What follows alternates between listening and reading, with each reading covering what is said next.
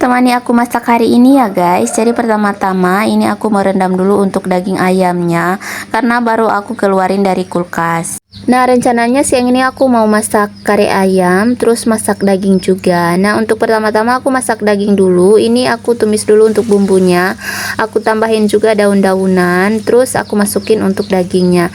Nah, di sini aku tambahin sedikit santan aja, karena seperti biasa kalau aku masak daging itu aku nggak pernah tambahin santan ya, tapi kali ini aku tambahin santan aja.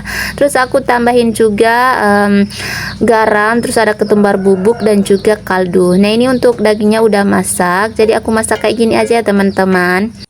Setelah aku masak daging, aku lanjutin untuk masak kari ayam. Jadi ini pertama-tama aku tumis dulu untuk bumbunya.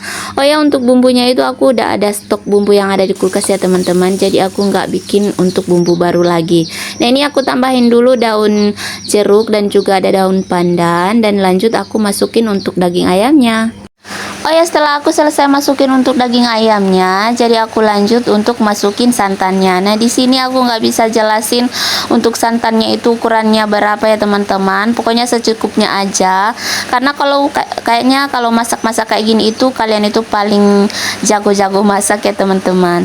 Nah, ini aku udah selesai masak, udah masak juga kari ayamnya. Nah, ini aku mau pindahin dulu dan aku taruh di atas meja. Jadi aku masak hari ini tuh karena ada teman aku yang mau datang, teman kuliah aku dulu ya. Jadi seperti biasa tiap lebaran itu mereka pasti datang ke rumah.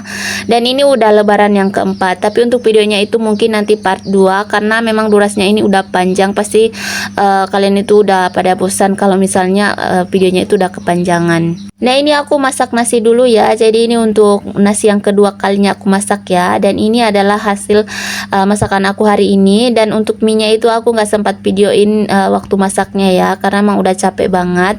Dan lanjut, tadi itu aku udah siapin loyang untuk mau bikin es buah. Jadi pertama-tama aku mau blender dulu untuk pop ice-nya, karena kalau misalnya langsung ditaruh di es itu kayaknya pop ice-nya itu nggak larut ya. Jadi aku mau blender dulu.